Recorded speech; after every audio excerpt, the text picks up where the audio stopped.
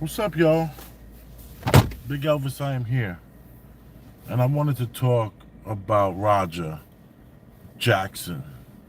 And I wanted to talk about Rampage Jackson. So I want to talk about Roger and I want to talk about Rampage. And I want to tell you that I am absolutely disgusted by the father that Roger has, Rampage Duke Jackson. It's just trash. Sorry, I was in the middle of something, and I started watching this video of Rampage Jackson trying to trying to tell his feelings about what happened. And the reason why I put in the title, well, not the title, but I put in the thumbnail that this is the worst father a son could have. And I say that because we have a father that does not take responsibility for his actions. All right, we have his son Roger, who did something horrific. I mean, absolutely horrific. We'll get into that in a split sec. Let me get a little more light. And what Roger did was horrific. What his father did was disgusting. And let me tell you about Rampage Jackson. Rampage Jackson was on the phone with his son minutes before his son did that horrible, disgusting thing to that man. And what Roger did was he allowed his chat and he allowed the people around him to hype him up and to gas him up. And his father was part of that. You see, Rampage Jackson is a horrible dad. And I say he's a horrible dad is because he won't stop trolling his weak-minded son, his follower son, his son that feels that he has something to prove to people that he doesn't even know.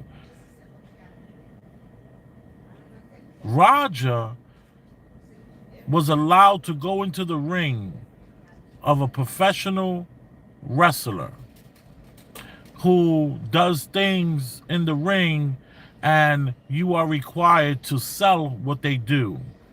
And that means they're gonna hit you with a chair, and the way they hit you with a chair, they want you to sell that the chair hit you, so you have to act a certain way. You have to throw your body a certain way. You have to respond a certain way. All this kind of stuff.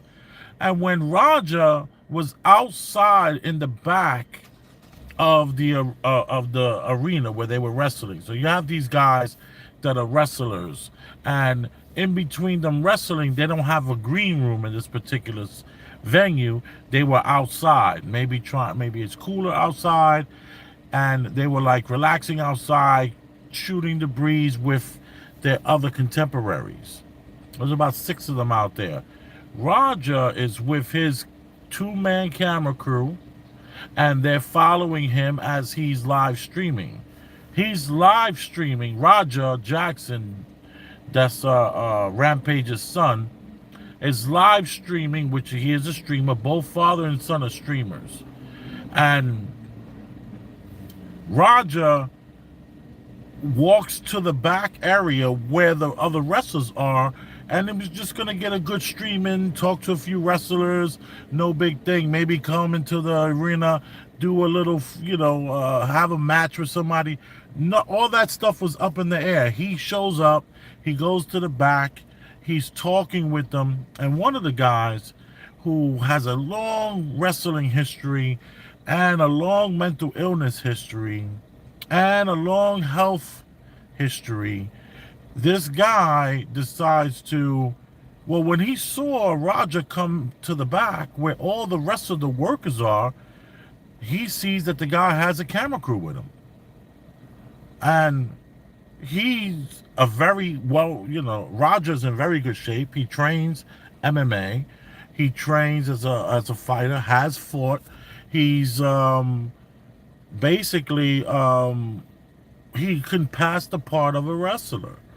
If that was so, the the older guy with the PTSD and all the drama and the problems and all the different things he's gone through, a seasoned wrestler, a professional wrestler, sees this young man with his camera crew, he automatically thought that this guy was a wrestler. So he comes over to him, takes a beer can. Oh no, he says, "Do you know who I am?" And the guy's like, "No, I don't know who you are." Roger's like, "I don't know who you are." So what does he do? He's like, "Oh, you don't know who I am?" He falls right into character. What does he then do? He grabs a can of Coke or a can, and he smashes the can up against his own hand. But as far as the angle you see it in, it looks like he smashed the can over the guy's head, but he didn't. He smashed the can over his own hand. He never ever hurt the kid. When I say kid, I say that respectfully. He never hurt Roger at all. Never hurt the guy. He shocked him. He surprised him. He stood there stunned. And after he realized what was going on, he began to get a little upset and a little aggressive. And he started to say "Yo, man, what the hell? I'll kick your ass." But it wasn't the killer. You see, Roger doesn't have that killer instinct. Let me tell you a quick story. Story time. I am about 14 years old. I'm on the train of New York City.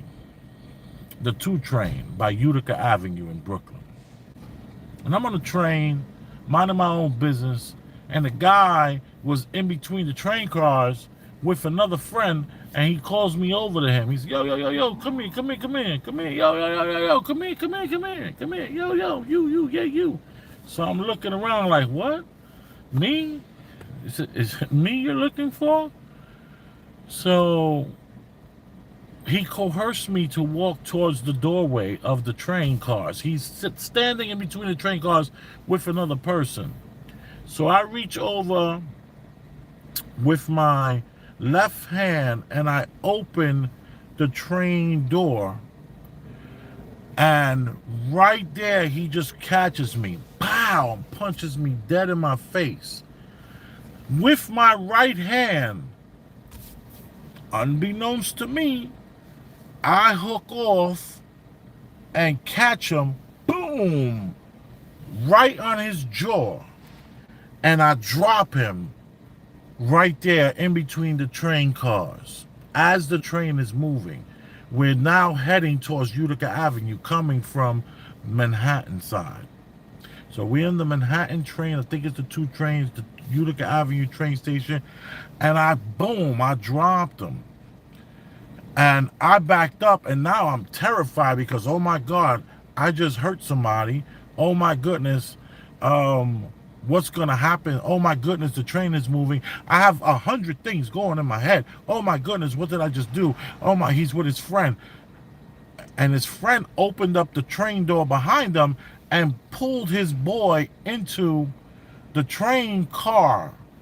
So had I opened the door and walked forward, that adjacent train, now they're in there. I'm in my train. And some dude comes over to me and he's like, "Yo, that dude's, I just saw what happened, man. Hey, yo, we not having that." He opens up his bag and says, "Yo, you want to kill them?" And I was like, "Nah, I don't want to kill them." And I looked in his bag and he had those things on him. I don't know what it was. Maybe it was I don't know, but it was definitely weapons. Maybe like a MAC-10 or something like that, because they had it looks like a suppression on the front with all vented holes and stuff. It was huge, and I was like, whoa. I'm 14 years old. I'm like, whoa. I don't want to kill anybody. And he was like, "Yo, you want to get them? I saw what they did to you. Yo, I was watching the whole thing. I saw the whole thing. Yo, you want to go get these? Let's get these niggas right now." And I was like, mind you, I used to be a church boy. I'm out of the church only a few weeks, months. And this is happening to me. I'm getting assaulted. But without me even thinking, I laid this dude out. Bang! But it was reflex. This dude gets smashed on the side of his head with a can, doesn't even know what's going on. And After a few moments, let's say 20, 30 seconds later, now he's all rah, rah, rah. And like, shouldn't you have, as soon as this dude put his hands on you, and then the guy goes, you're not gonna, he's like, you're not gonna, what's the word he used? It's a wrestling reference. When you're not gonna sell it. You're not gonna sell it because he's like, dude, you got a camera crew. Aren't you supposed to sell it when I hit you upside your head? And we supposed to be here in the backyard, like getting it going and getting the crowd up. Like he just didn't understand. And his boys are like, yo, dude, this guy is not even a wrestler. He's not even a pro. He's like, he's a civilian. Chill out. What are you doing? So he's like, oh my God, I didn't know. I thought he was part. I saw his camera crew. What the hell? So he's super apologetic. And the more apologetic he became, the more aggressive it was almost like, when you tell somebody, yo, hold me back, hold me back. And then your boys start holding you back. Now you start getting more riled up and you start, hold me back. Let me get him. Ah, rah, rah, rah, ray. Blood, clot, blood, fire. I'm a thing, ba, la, la, la. All this stuff you start doing, all this ray. And next thing you know, what happens? You really fronting. Raja Chat was telling him things like that. Like, dude, you ain't no real crash out. You too nice. You ain't gonna do nothing. And this guy let the chat, after he shakes hands with the man, and the man says, I'm sorry 10 times. I didn't know. I thought you were part of this whole thing, this wrestling world. Sorry, I didn't know. And Raja basically shook a grown man's hand and then backdoored him. He backdoored this man. And I think the kids are saying he 48'd him. He backdoored him, he 48'd him, he played him. Because one of the promoters of this wrestling was like, yo, I'm going to let you go in the ring. And you know what? Sock him in the jaw. No big deal. Sock him in the jaw. So they already made plans for him to backdoor the guy. The promoter said it behind the guy's back. Raja agreed to backdoor the guy, even after shaking his hand. He didn't say, nah, we already shook on it. It was a misunderstanding. I'm not going to hit him. But, I would like to get in the ring and show a couple of moves and, What happens? Rampage Jackson calls his son while he's on live and says, I see you got a problem with them dudes in them tight pants. Because mind you, Rampage is always trolling his son that he's a homosexual. Always, constantly trolling his son that he's a homosexual. Non-stop, always trolling his son. And the reason why I said that he's the worst father to have in the thumbnail is because Rampage was egging his son on, telling him to basically prove yourself to me. Prove yourself to your father that you are about your business and that you're not going to let nobody in no tights do something to you. And I'm paraphrasing right now. But Rampage Duke Jackson, sorry about that, O'Shea.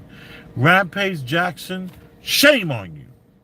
Shame on you for coming to your stream, talking about people who are on streams trying to make money by bringing this to their pages and to their vlogs and to their blogs and to their vlogs and into their lives and their streams. And he's accusing people of trying to make money off of this while on his stream. While on his stream, he's talking about his son and talking about how he can't really talk about it. and how sometimes you're proud of your son, sometimes you're not, and sometimes, they make wrong decisions, and sometimes I'm just going to be a dad here. He doesn't take responsibility for egging his son on moments before he got onto that ring. Because when Roger got on that ring, he grabbed the man, picked him up, slammed him on his head, then did a full mount.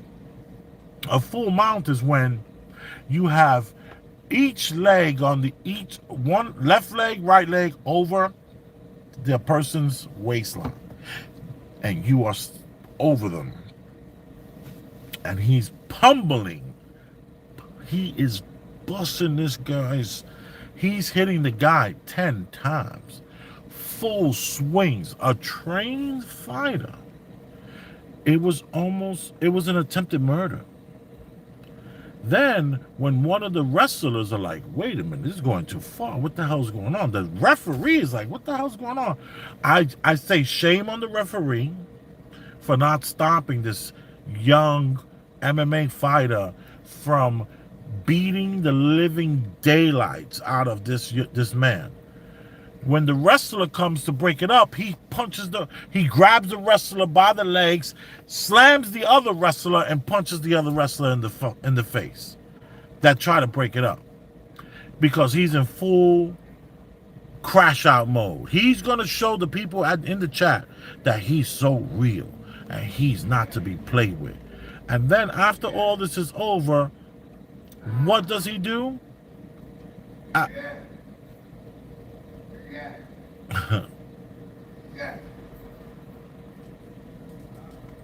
It's just a derelict in Brooklyn.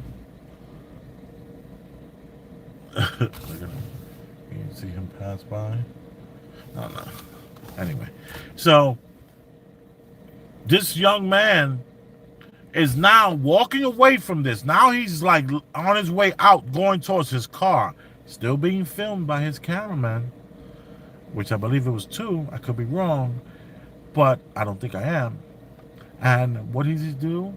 He's like venting about how tired he is, about how people thinking he's a punk. Another story time, real quick. Another one. I was driving one day. I'm 25 years old, and I'm driving. I'm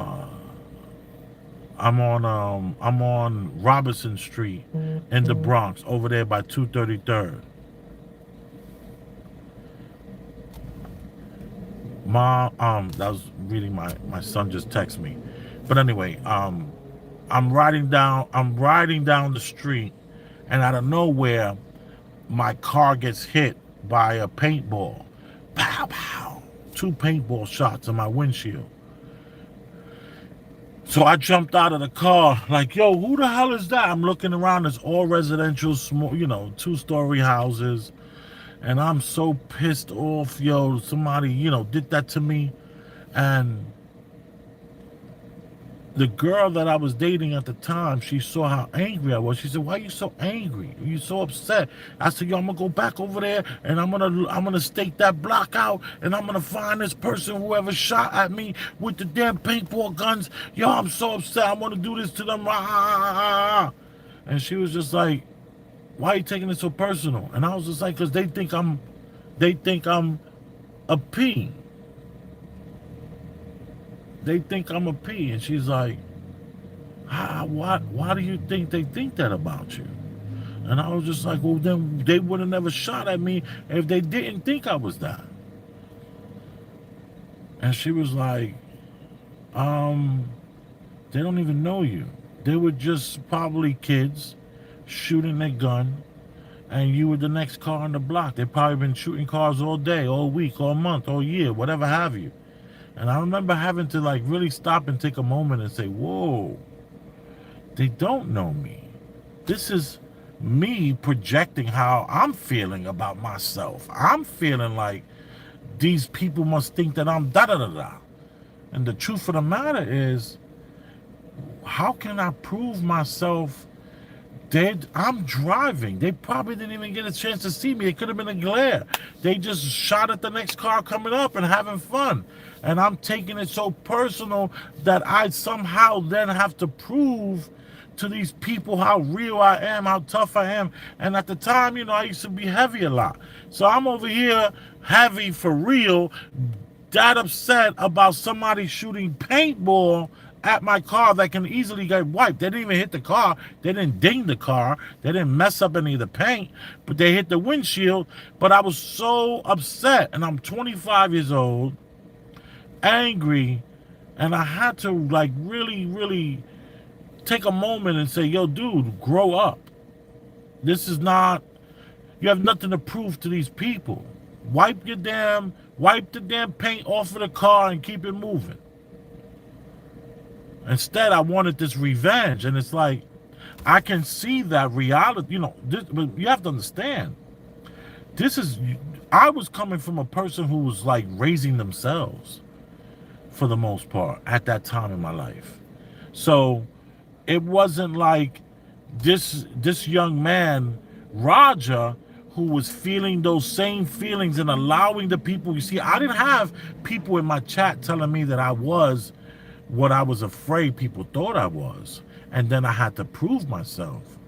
I didn't have that. Thank God I had somebody who was level-headed and was able to say like, yo, whoa, take a break, relax. These people don't know how real you are. You're a real person. You're a real man. You know how to fight. You know how to shoot. You've been in a few wars. Calm down. Move on. That's what Rampage Jackson was supposed to do to his son. He was supposed to tell his son something more positive, something that wasn't challenging his son's ego. And then it's like, I have a 14-year-old son, and I have to tell him just the other day, I'm like, son, you're going too far. Calm down, relax your mind. You're acting, you shouldn't be that short with your sister. He got real short with her. He started getting real aggressive with her. Make up your mind. What do you want? What do you like? And I'm like, son, calm down. That's what a good father does. A good father sees the true insides of you. Like, yeah, I know you troll your son a lot, and it's obviously that your son don't got the killer instincts. Because if somebody would have smashed me upside my head and I didn't know what was going on, we would have been in the fight before it all got figured out. But no, while it was getting figured out, you then decide to crash out. And that right there, you are a total jerk. You need to go to prison. You don't need to go to jail. You need to go to jail for maybe a month or two and then take a plea deal and have to do a fucking, excuse my language, you're going to have to do a prison term, a minimum of a year. I'm sick of this idea that you can just imagine if I was able to spot these people that shot at me with the paintball gun, and then I got so violent that I took something that because I was heavy at the time, every day, and utilized that and hurt somebody. Like, was I willing to take someone's life because I believed that they thought I was the P word? They thought I was a pussycat, so now I'm gonna take their life? Come on. I wasn't even that kind of a person. Even though I do find it interesting that the first story that I talked about was me with the reflexes of that killer instinct, that fight or flight. I always fought and never flighted. I always fought. I didn't want to do anything to the guys. I was actually scared of them. When, like, looking at their demeanor, their build, and all that kind of stuff, I was afraid. And to go, that was 14. And the next time this happened, I was 25. So we're talking, 11 years later. Now I am ready to make a move, or at least for that moment of just that venting moment, and I was just like, yo, if I see them, I'm gonna, like, what would I have done? But I had somebody level-headed around me. Raja does not have that. His chat promoted his insecurities. His chat allowed him to crash out on a person who was a little slow, a little on the spectrum, a little bit of like, like a brute, big old, like one of them dudes that work at the, bouncer kind of dude. He's not the boss. He's just the bouncer, and you call him when you need him to pick people up and throw them on their heads.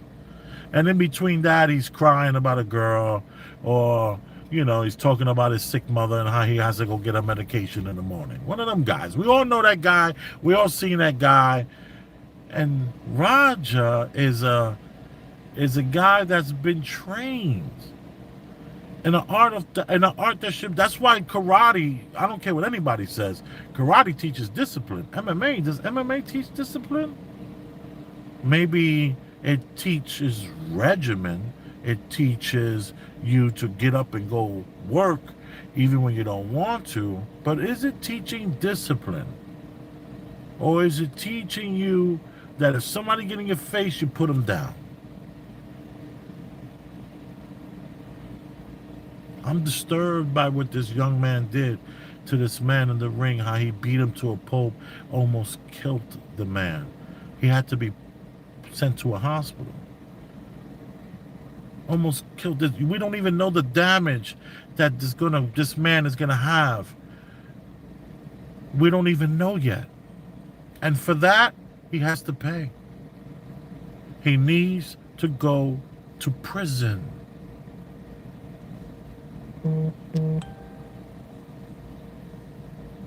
Rampage Jackson needs to take responsibility for gassing his son up minutes before his son ran in that ring.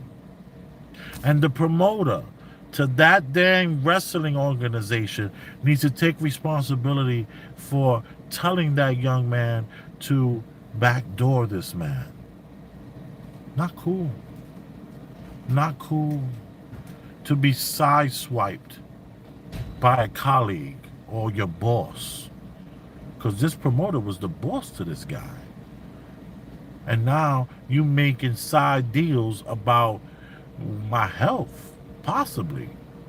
Because he never hit Raja in the head with the can. He smashed and destroyed that can on his own hand.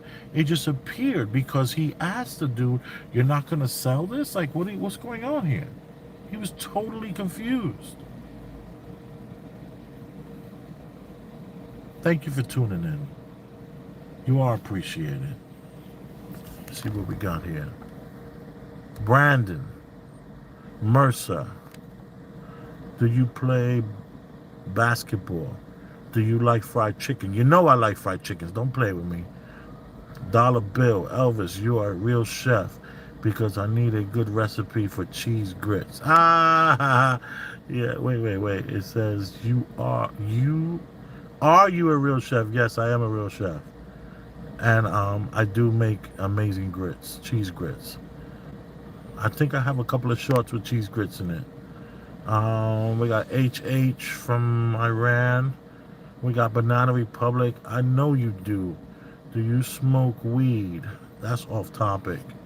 Steve Ladner, what's up, dude? Where I live, 99% of the population is very cool because 99% of the people carry them things, and people think twice before they act out. Exactly. An armed society is a polite society. Archie Bunker said it best. He says, right before you get on the plane, everybody gets a gun. So we don't have to worry about a hijacking. That was in the All in the Family episode. Wait, he took the guy's life? No, he never took the guy's life. But he damn near did. If he would have hit him 2 or 3 more times, the man would have been dead. Steve Ladner, not sure if I want to ride a subway because it may be dangerous. Nah, don't worry about that. They have so many people riding the subways. All that stuff in the news is a joke. Like this video. And let me also tell you this about the subway. People are afraid they're going to get pushed in the subway. If you look at the stats of the subway, 50 people die in New York every year from getting hit by a train. So that could be walking the tracks, that could be riding on the top of the train, riding on the back of the train, riding in between the trains, getting pushed into the train tracks while the train is coming, falling into the train tracks. All these different things, 50 people a year. Guess how long 50 people have been getting killed by New York City subway stations? Since the subway started. Don't forget, this is possibly a construct we're in where there's a script. And in this script, there are massive rules. And in these rules, there are huge loops. And these loops, they don't change. 50 people are going to die in New York City every year from some sort of train accident. It's been like that since the beginning. It hasn't changed, hasn't gone up, hasn't gone down. You have nothing to worry about in New York. Pay attention. Everybody's cool. You don't have to worry about some blood or Crip gang doing a violent slashing to get into the gang. You don't have to worry about that. You don't have to worry about being like robbed. Only thing you have to worry about is homeless and just feeling uncomfortable and dealing with nasty smells. That is real. But the train, you'll be fine. So it's a lot of propaganda. LJ, how are you?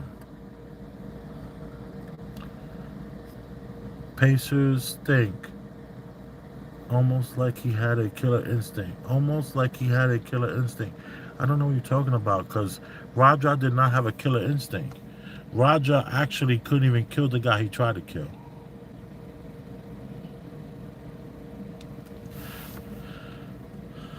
Girl, I feel you. This is Angie 2020. Between you and the kids and the hubby, plus everything we watch. Mama's job is always... Okay, cool. Steve Ladner. No, never. See, this is all in the beginning. I didn't catch any of this. Angie 2020. Pacers stink. Does the killer instinct you can be... Wait. Doesn't have killer instincts? You can't be serious. No, he doesn't have killer instincts. If he had killer instincts, as soon as he got hit with that thing, it would have been on and popping. If you come at me or a person like me and you smash something over my head, and I'm not going to have too much time that I'm going to register that, wait a minute, it didn't even hurt. Wait a minute, I'm in a wrestling situation where I'm surrounded by wrestlers.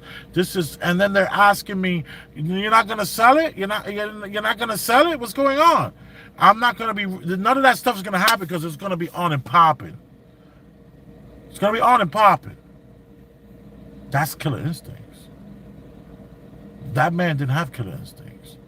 What he did was he's in an emotional wreck. He's a child. He's emotionally like a child.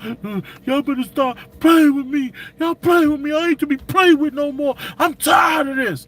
He's tired of being in the shadow of his daddy. He's tired of having a famous daddy that gets more respect than he will ever get. It reminds me now of Julio Iglesias and his son Enrique Iglesias. And Julio Iglesias gets this award, and he looks over at his son and he says, you will always follow me. Like he got like a lifetime achievement award, and he looked over at his son and he held that award in his hand, and he was just like, you, talking to his son, you will always be second to me. And a lot of sons, they don't like that. A lot of sons don't want to be second best to their fathers. And it's sad. Well, he should be proud to be second best to his father.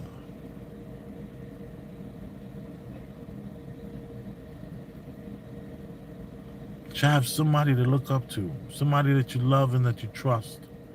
You should have somebody that's going to tell you, yo, whoa, whoa, whoa, whoa, you're overreacting, calm down. You didn't even realize what you was walking into. Are you hurt? You're not hurt.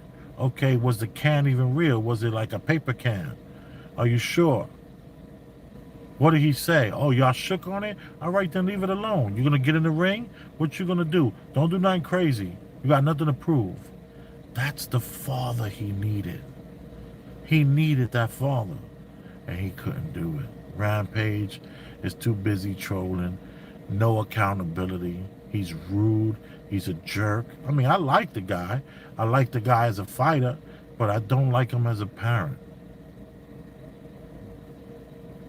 He saddens me as a parent. And I'm a father. And I could tell you, Rampage, you dropped the ball. You failed, man. You failed, bro.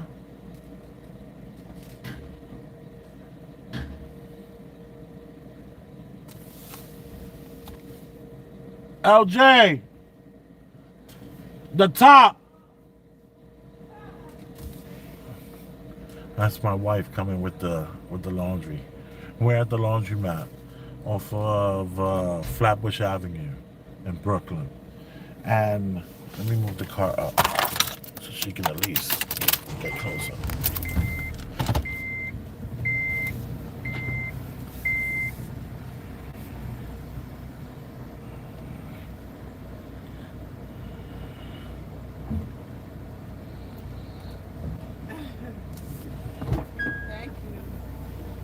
Do you need help? I got it. You got it? Say hi. Hi.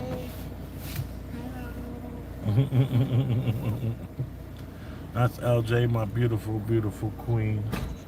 I don't really call her my queen. I did go through a little spell where I was like, you know, a few times with the queen thing, but that's my bitch. That's a fact. And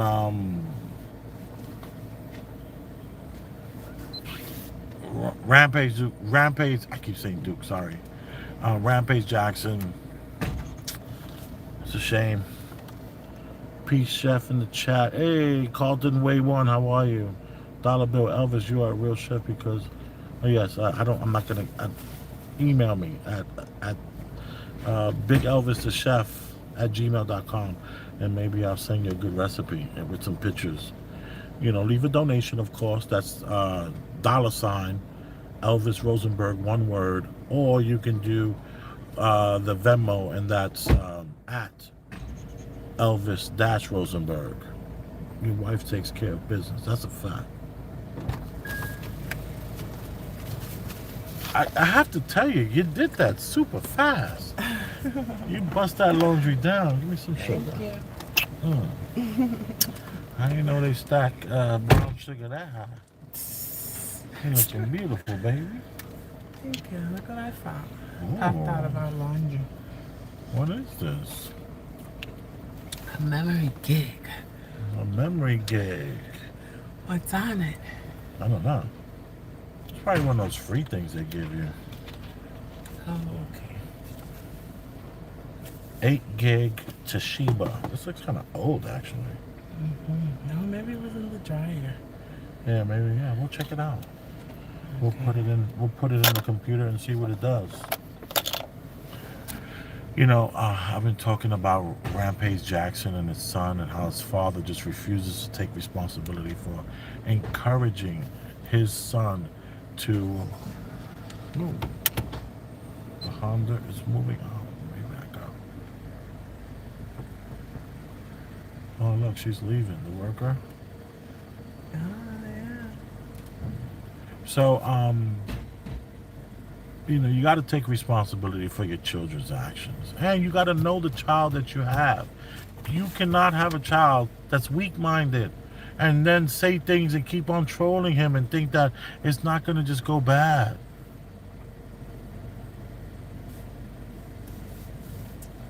Thank you for tuning in. I appreciate you.